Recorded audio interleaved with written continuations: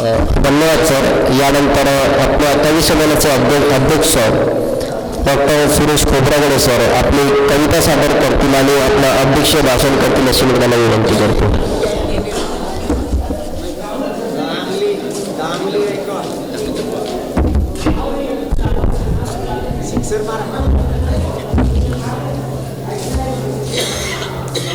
दोन फ्रेम काढून टाकू.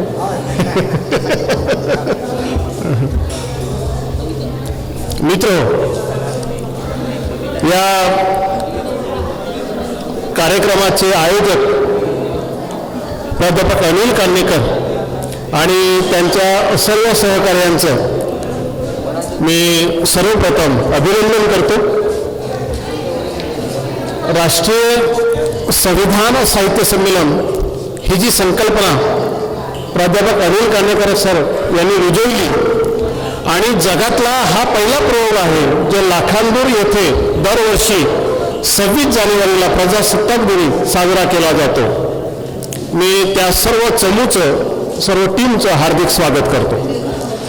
मित्र हो, मगाशी कवी संमेलनाची सुरुवात करताना मी तुमच्याशी संवाद साधत होतो की कविता ही माणसामध्ये ऊर्जा निर्माण करण्याचं काम करते. ते असं एक रसायन असतं कवीजवळ, ते असं एक शस्त्र असतं, या शस्त्राने सुद्धा तो युद्ध करू शकतो. तर अशा कविता आपण आतापर्यंत ऐकत होतो. आतापर्यंत ज्या कवींनी सहभाग घेतला, आता रामटेके सरांची शेवटची कविता तुम्ही ऐकली आणि ती कविता रचत असताना त्यांच्या बायकोचीही साथ त्यांना होती. कवितेमध्ये जे वास्तव चित्र येतं ना हे महत्त्वाचं असतं. असंच वास्तव चित्र आपल्या आंबेडकरी साहित्यामध्ये सर्वप्रथम भारतात आलं. त्याच्या आधी जे काही साहित्य होतं हे साहित्य रंजन प्रधानतेकडे झुकणारे असं साहित्य होतं. मित्र, बाबासाहेबांवर आमच्या काही कवी मित्रांनी कविता रचल्या. ज्ञानपीठ अवॉर्डेड कुसुमाग्रज आपल्या एका कवितेत म्हणतात बाबासाहेबांचं मोठेपण सांगताना, नाही बाबासाहेब नाही, नाही बाबासाहेब नाही, तुम्ही हा विषय कवितेत मावणारा नाही हे आधीच लक्षात आलं माझ्या. नाही बाबासाहेब नाही, तुम्ही हा विषय कवितेत मावणारा नाही हे आधीच लक्षात आलं माझ्या. रंगीत फुग्यामध्ये आभाळ पकडण्यासारखं, रंगीत फुग्यामध्ये आभाळ पकडण्यासारखं आणि तरी सहस्त्र कविता लिहिल्याचं समाधान मला त्याच क्षणी मिळालं असं कवी कुसुमाग्रज आपल्या कवितेत म्हणतात.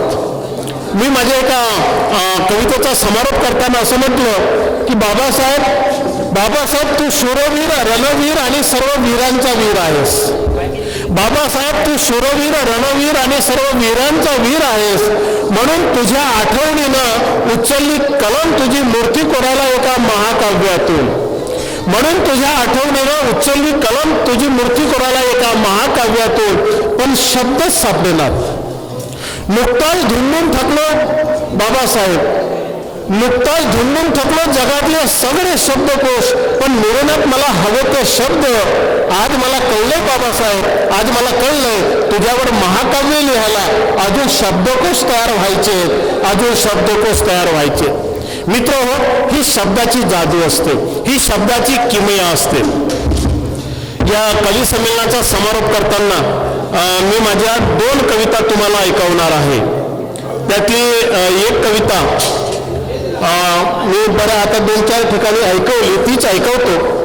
Danger zone. मित्र हो, मगाशी सकाळपासून तुम्ही या कार्यक्रमामध्ये आहात. काही वक्त्यांनी आपण डेंजर झोनमध्ये असल्याची तुम्हाला आठवण करून दिली. हा डेंजर झोन नेमका कसा आहे हा डेंजर झोन तुमच्यासमोर मांडतो. साराच आंबेडकर भारत आज धोक्यात वेढला आहे. बांबोडे सर, मेश्राम सर, साराच आंबेडकर भारत आज धोक्यात वेढला आहे.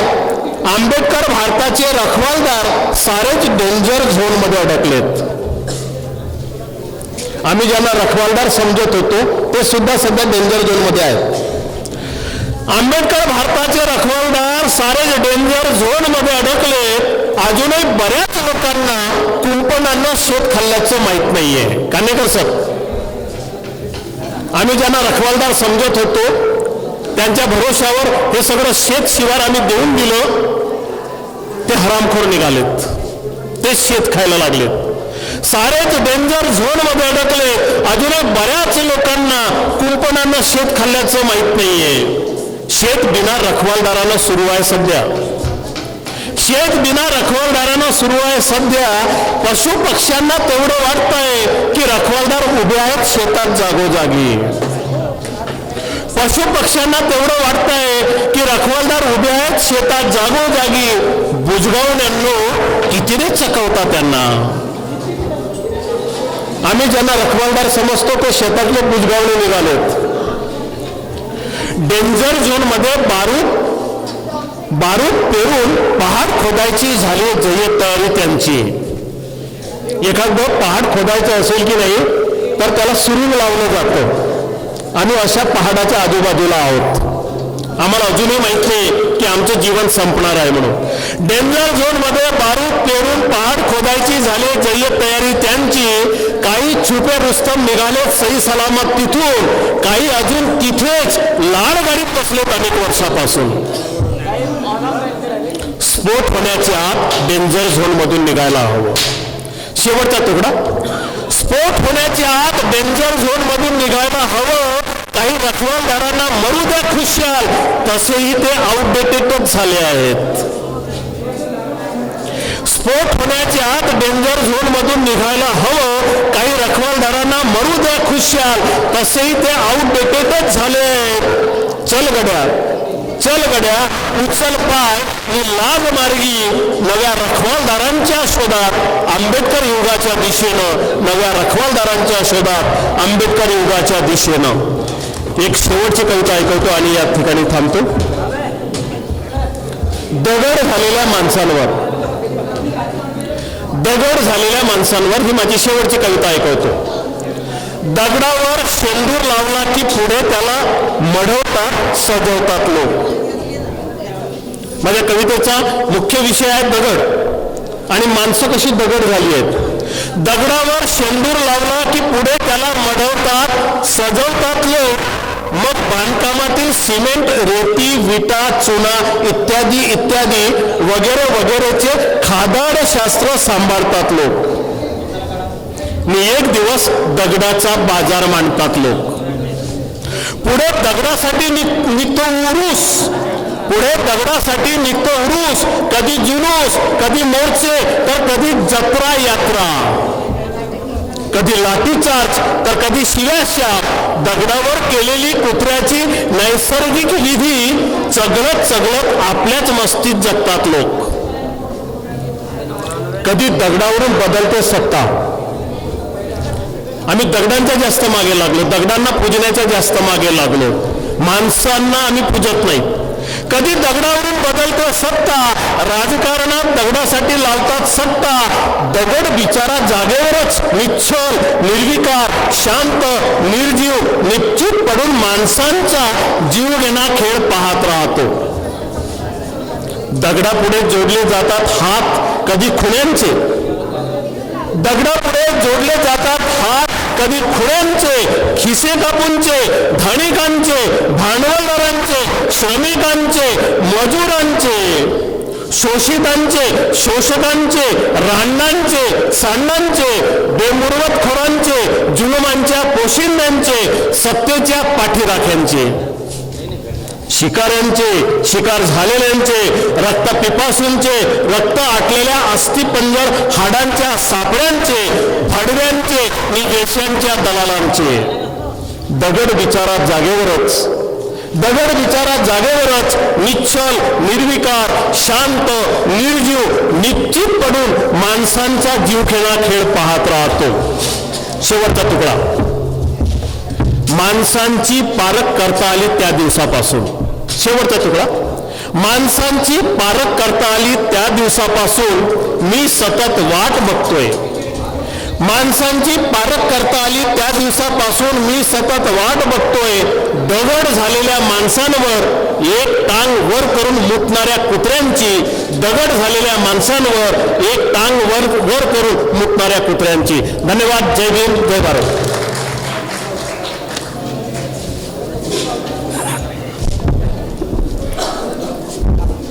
या ठिकाणी जे आपण कवी लोकांच्या कविता ऐकण्यासाठी बसलेले आहात, याबद्दल तुम्हाला धन्यवाद. मी या ठिकाणी जे उभा झालो, जे आमचे कवी मित्रांनी ज्यांनी कविता सादर केल्या त्या सर्वांच्या कविता मी तर ऐकलं नाही, कारण मला घरी जाणं भाग होतं.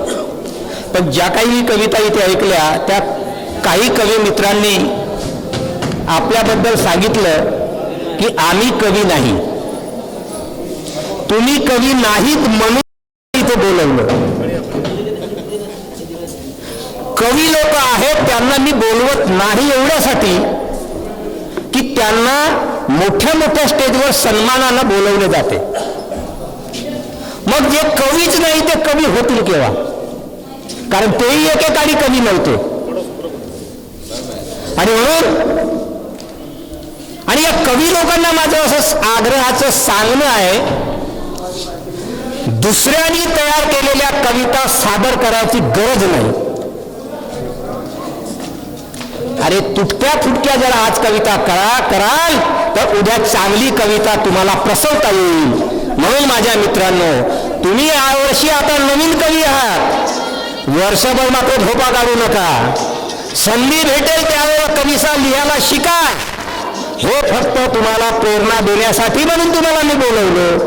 पुढल्या वर्षीपर्यंत तुमची कविता झाल्या पाहिजे, कविता झाली पाहिजे नाही, कविता झाल्या पाहिजे. आणि मला आनंद तेव्हा होईल की तुमच्यापैकी कोणीतरी असा कवी होईल की ज्याची पुढल्या वर्षी एखादी कविता संग्रह इथे प्रकाशित करता येईल. ही माझी मनातली इच्छा आहे मित्रांनो. पुढल्या वर्षी ज्यांनी कधी आयुष्यात कविता केली नाही त्याला इथे आम्ही स्टेजवर घेणार. एखादी कुटन म्हणून एखादा कवी थोर, जसं आमचे खोबरागळे सर हे कुटन आहे.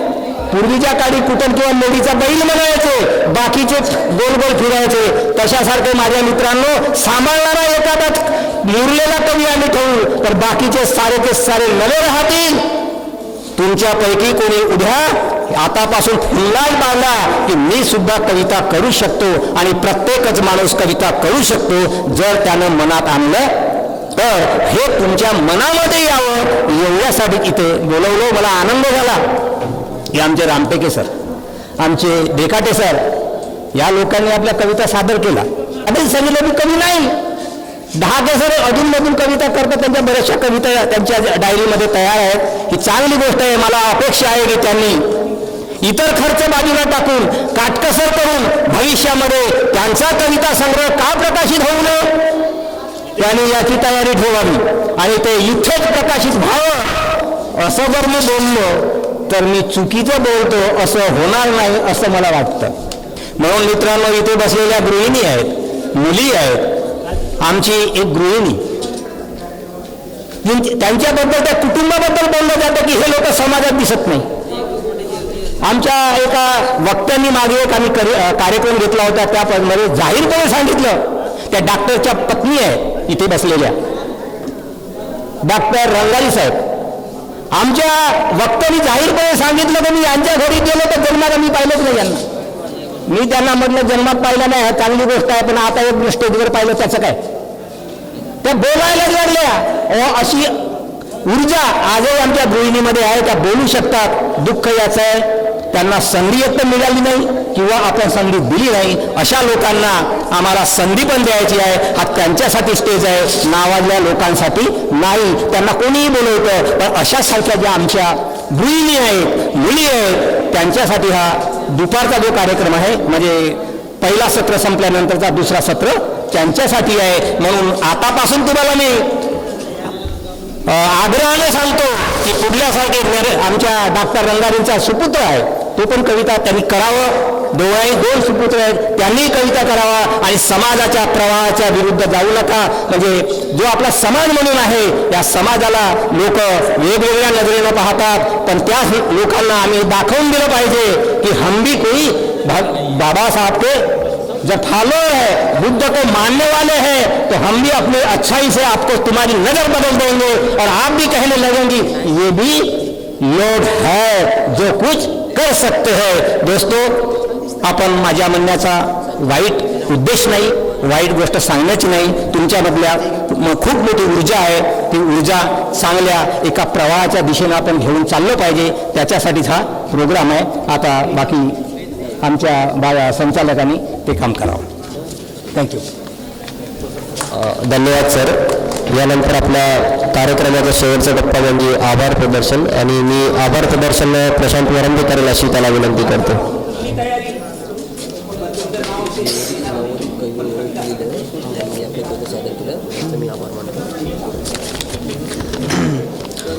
सर्वांना जय भीम. बहुजन हिताय बहुजन सुखाय, बहुजन हिताय बहुजन सुखाय.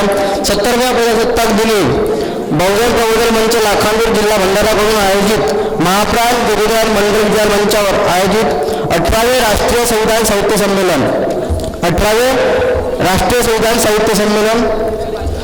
आजच्या आपला द्वितीय सत्र म्हणजे सायंकाळी 6 वाजता कवी संमेलन. या कवी संमेलनाला आयोजित उपस्थित असलेले सहभागी कवी आयुष्यमान Namdevrao Kanekar sir, Munna Nandgawadi sir, Ashok Dahake sir, प्राध्यापक GS रामटेके सर, प्राध्यापक NR डियाटे सर, सर्व विद्यार्थी कनिष्ठ महाविद्यालय लाखांदूर, आयुष्यमान निलिमा सुनील रंगारे मॅडम लाखांदूर आणि नवोदित कवी यांनी आपले इथे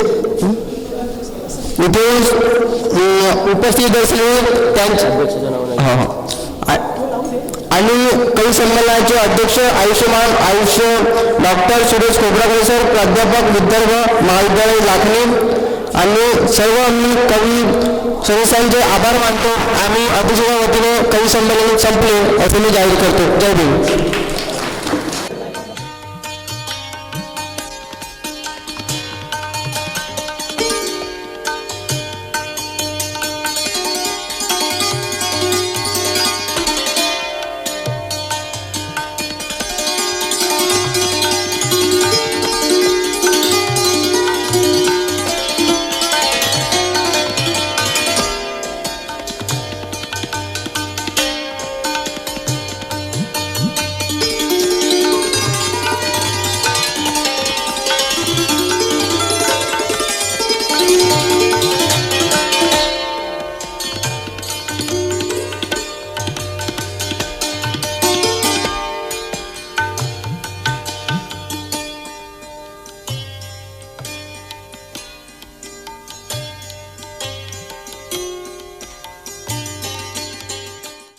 करतात आहे. अकॅडमिक लेवलवर सुद्धा बहुजन रंगभूमीचे कलावंत काम करतात आहेत.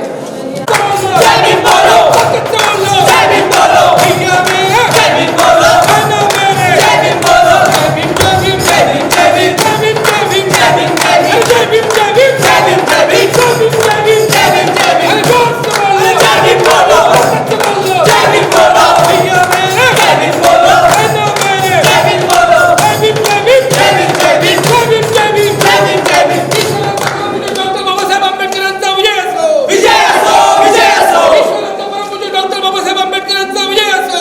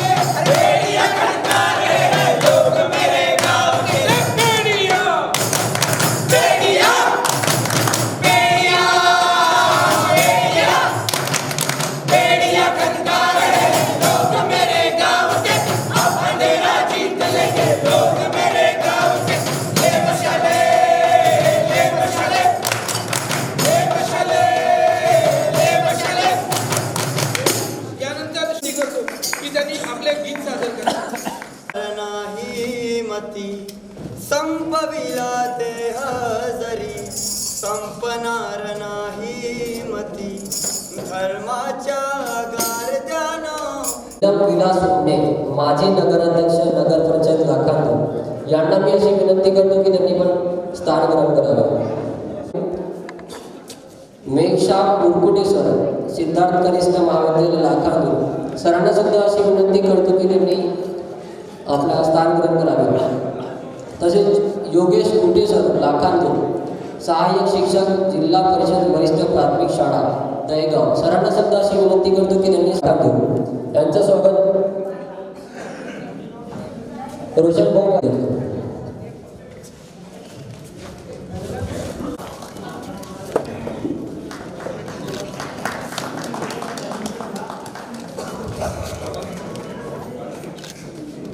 ठीक आहे सर.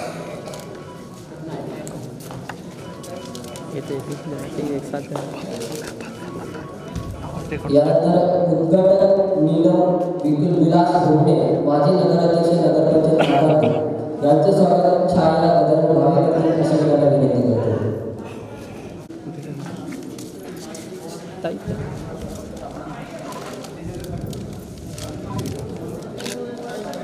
ठीक. यानंतर मेघश्याम मुरकुटे सर सिद्धार्थ महाविद्यालय कनिष्ठ महाविद्यालय लाखांदूर यांचं स्वागत कुणाल रामटेकर अशी त्यांना विनंती करतो. कुणाल रामटेकर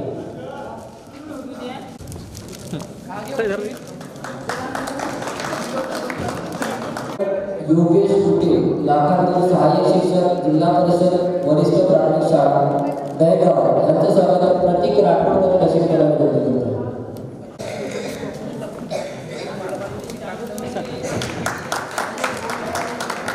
अनिल कालाकर सर यांचं स्वागत सोपान विद्यालय अशी त्यांना विनंती करतो.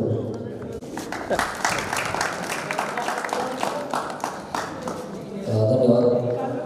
तर यानंतर आपल्या कार्यक्रमाचे जे उद्घाटक आहेत समाजप्रबोधन नाटक जे नाटक आहे त्यांच्या कार्यक्रमाचे उद्घाटक नीलम विलास भोगणे यांना मी अशी विनंती करतो की त्यांनी 2 मिनिटांपूर्वी कार्यक्रमाचे उद्घाटन करावं असं बोलावं. बहुजन प्रबोधन साहित्य संमेलन दरवर्षीप्रमाणे कानेकर समिती यांनी आयोजित केलेलं आहे. त्या कार्यक्रमाचे शेवटचे सत्र आहे आणि या शेवटच्या सत्रामध्ये गटांगण नाटकाचे आयोजन इथे केलेलं आहे. त्या कार्यक्रमाला पाहुणे म्हणून लागलेले मुरकुटे सर, मेश्राम सर, कुटे सर आणि कानेकर सर हे या कार्यक्रमाला पाहुणे म्हणून लागलेले आहेत. आपल्याला संविधान म्हणजे माहीतच नव्हतं. लाखांवरच्या लोकांना तर अजिबातच माहीत नव्हतं. पण कानेकर सरांनी संविधानाची ओळख ह्या लाखांवरच्या रहिवाशांना करून दिली. कारण मोठमोठ्या लोकांना सुद्धा माहीत नव्हतं संविधान म्हणजे काय आहे. कानेकर सरांनी लाखांवर सारख्या छोट्या गावामध्ये 26 जानेवारीला हा कार्यक्रम करून लोकांना माहीत करून दिलं की संविधान काय आहे. ज्या संविधानावर आपल्या भारत देशाचा राज्यकारभार चालतो ते संविधानात आपल्याला माहीत नाही. तर आपल्याला समोरचं काय माहीत होणार हे त्यांना त्यांची जाणीव झाली आणि त्यांनी हा कार्यक्रम इथं आयोजित केला. आणि हा कार्यक्रम आयोजित करताना त्यांना खूप अडचणी आल्या. परंतु त्या अडचणीवर मात करून 18वे साहित्य संमेलन आज इथं आपल्यासमोर सादर झालेले आहे. ते काही महान गोष्ट नाही. त्यांचे कौतुक करावे कमीच आहे.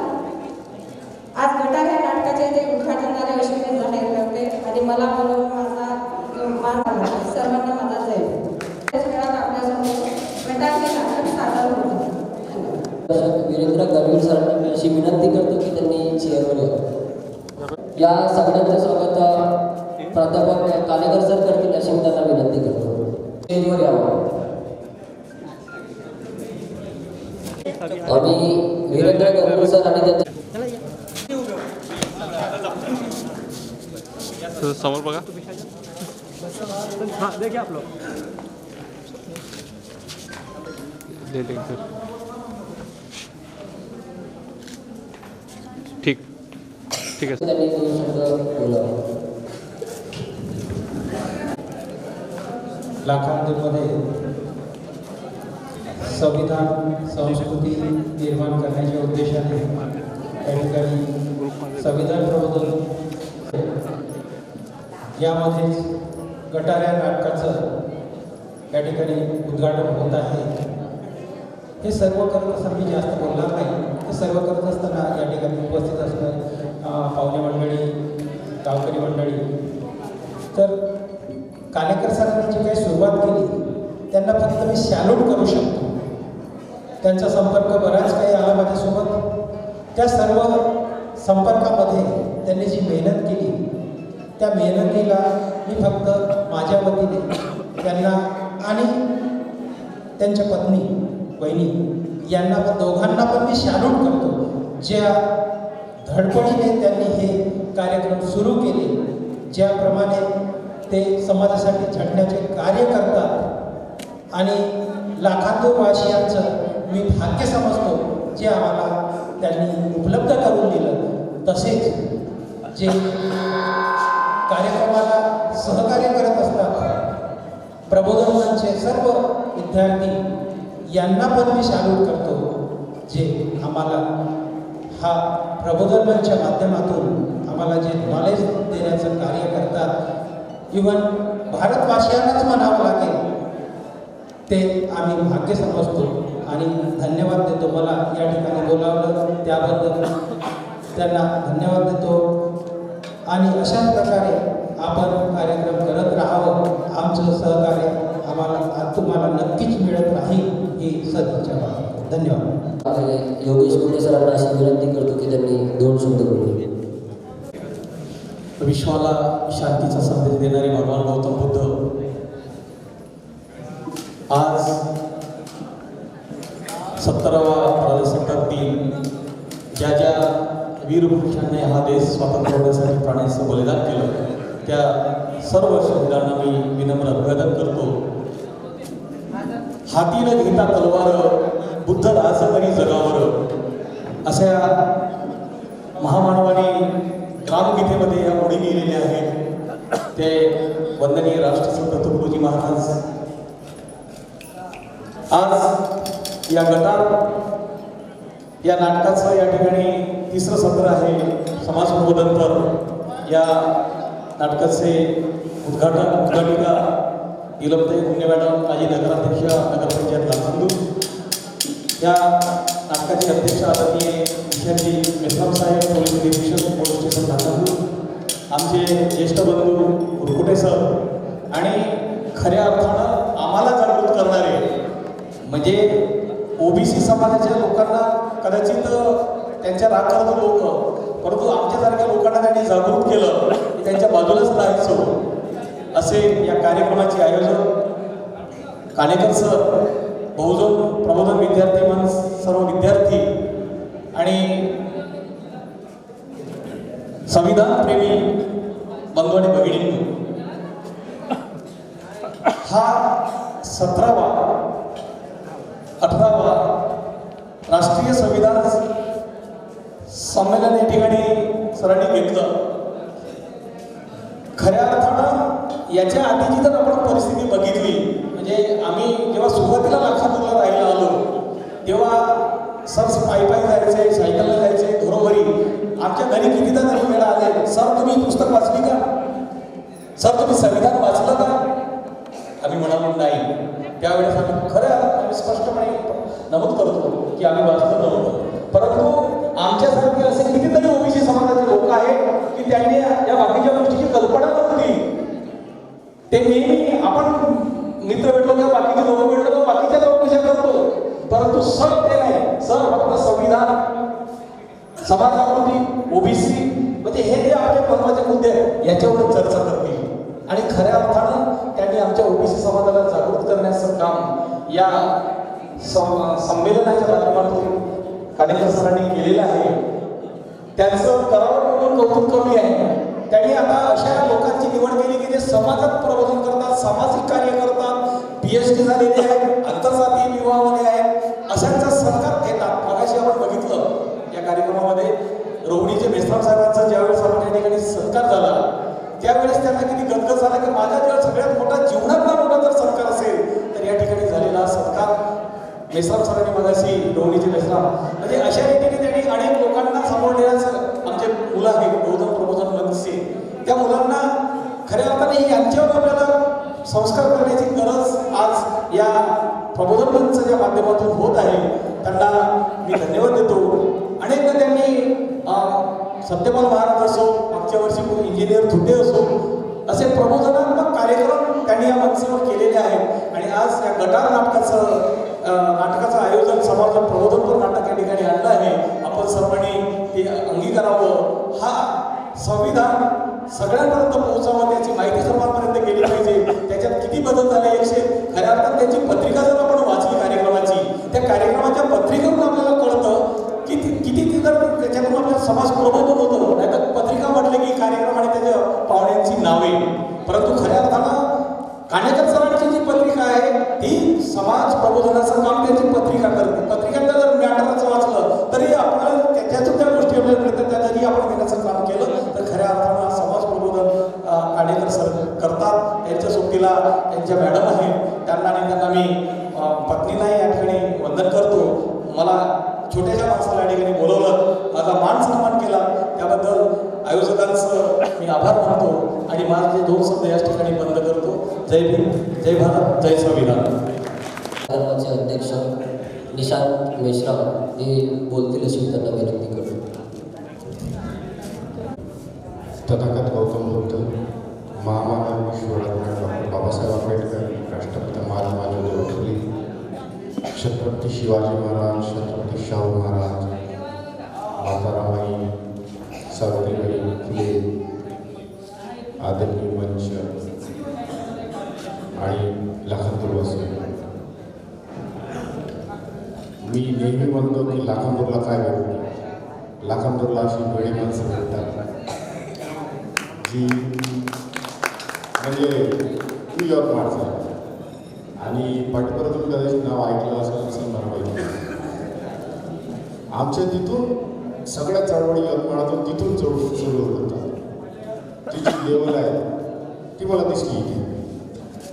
आमच्या इथं समतापर्व 10 दिवस चालतं कंटिन्यू 4 एप्रिल ते 14 एप्रिलपर्यंत. मग 14 एप्रिलपासून बाकीचे कार्यक्रम सगळे सुरू होतात सगळीकडे. पण जो 4 एप्रिलपासून जो हर्षदीप कांबळे कलेक्टर साहेब सध्या सचिव आहे त्यांनी जो सुरू केला ज्या प्रकारे तो कार्यक्रम चालतो 10 दिवस यांनी सगळे एका दिवसात घडवून आणला. साधी गोष्ट नाही. मला रोज भेटतात मला या पार्टीचे त्या पार्टीचे लाखो मला येतो. यांची मी धडपड पाहिली. मागच्या वेळेस मी आलो नाही याच्या कार्यक्रमाला मला वाईट वाटतं. आजही मी मागाशी येणार होतो मला दुसरीकडे कार्यक्रमाला मी चालला गेलो पण फोन करून सांगितलं. पण मला थोडंसं वाटत आहे की आपण चुकलो आपण यायला पाहिजे होतं काहीतरी ॲडजस्टमेंट करू पण ते झालं नाही. पण मला खूप आवडलं. माझ्या खूप शुभेच्छा आणि मी इथे असलो नसलो माझ्याकडून जी मदत होईल ती मदत करायला पाहिजे. तुमच्या सगळ्यांना धन्यवाद.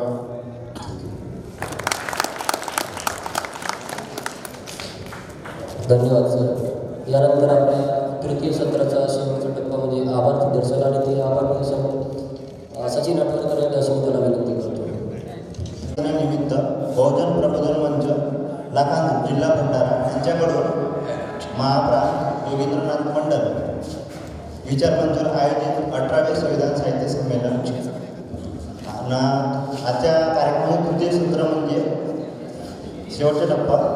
तर आजच्या समाज प्रबोधन गटार नाटकाचे लेखक आणि दिग्दर्शक गणवीर सर आणि त्यांचं संच यांनी उपस्थित दर्शवले त्यांचेसुद्धा मी आभार मानतो.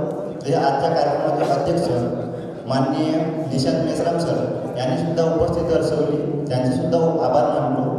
आणि उद्घाटक माननीय नीलमताई विलासजी यांनीसुद्धा उपस्थिती दर्शवली त्यांचेसुद्धा मी आभार मानतो.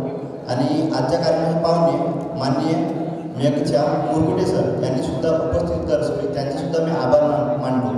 आणि आजच्या कार्यक्रमाचे आयोजक माननीय अनिल कानेकर सर यांनी सुद्धा उपस्थिती दर्शवली, त्यांचे सुद्धा मी आभार मानतो. आणि आयुष्यमान योगेश कुटे सर यांनी सुद्धा उपस्थिती दर्शवली, त्यांचे सुद्धा मी आभार मानतो. आणि आजच्या कार्यक्रमाचे अध्यक्ष यांच्या वतीने हे तृतीय सत्र संपले असं मी जाहीर करतो.